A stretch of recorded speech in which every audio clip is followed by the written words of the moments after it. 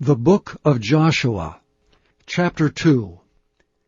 And Joshua the son of Nun sent out of Shittim 2 men to spy secretly, saying, Go view the land, even Jericho. And they went and came into an harlot's house named Rahab, and lodged there. And it was told the king of Jericho, saying, Behold, there came men in hither tonight of the children of Israel to search out the country. And the king of Jericho sent unto Rahab, saying, Bring forth the men that are come to thee, which are entered into thine house, for they be come to search out all the country. And the woman took the 2 men, and hid them, and said thus, There came men unto me, but I wist not whence they were. And it came to pass about the time of shutting of the gate, when it was dark, that the men went out. Whither the men went I wot not. Pursue after them quickly, for ye shall overtake them. But she had brought them up to the roof of the house, and hid them with the stalks of flax, which she had laid in order upon the roof. And the men pursued after them the way to Jordan unto the fords. And as soon as they which pursued after them were gone out, they shut the gate. And before they were laid down, she came up unto them upon the roof, and she said unto the men, I know that the Lord hath given you the land, and that your terror is fallen upon us, and that all the inhabitants of the land faint because of you. For we have heard how the Lord dried up the water of the Red Sea for you, when ye came out of Egypt, and what ye did unto the 2 kings of the Amorites that were on the other side Jordan, Sihon and Og, whom ye utterly destroyed.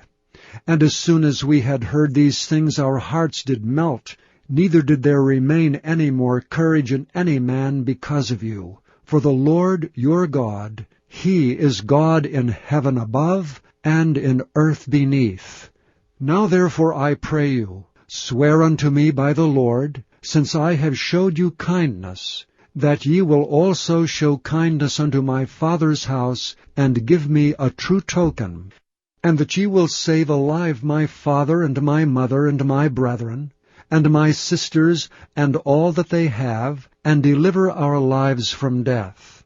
And the men answered her, Our life for yours, if ye utter not this our business. And it shall be, when the Lord hath given us the land, that we will deal kindly and truly with thee. Then she let them down by a cord through the window, for her house was upon the town wall, and she dwelt upon the wall. And she said unto them, Get you to the mountain, lest the pursuers meet you, and hide yourselves there 3 days, until the pursuers be returned, and afterward may ye go your way. And the men said unto her, We will be blameless of this thine oath which thou hast made us swear. Behold, when we come into the land, thou shalt bind this line of scarlet thread in the window which thou didst let us down by. And thou shalt bring thy father and thy mother, and thy brethren, and all thy father's household home unto thee. And it shall be, that whosoever shall go out of the doors of thy house into the street, his blood shall be upon his head, and we will be guiltless. And whosoever shall be with thee in the house, his blood shall be on our head, if any hand be upon him. And if thou utter this our business, then we will be quit of thine oath, which thou hast made us swear. And she said, According unto your words so be it. And she sent them away, and they departed. And she bound the scarlet line in the window. And they went and came unto the mountain, and abode there 3 days, until the pursuers were returned. And the pursuers sought them throughout all the way, but found them not. So the 2 men returned, and descended from the mountain, and passed over, and came to Joshua the son of Nun, and told him all things that befell them. And they said unto Joshua, Truly the Lord hath delivered into our hands all the land, for even all the inhabitants of the country do faint because of us.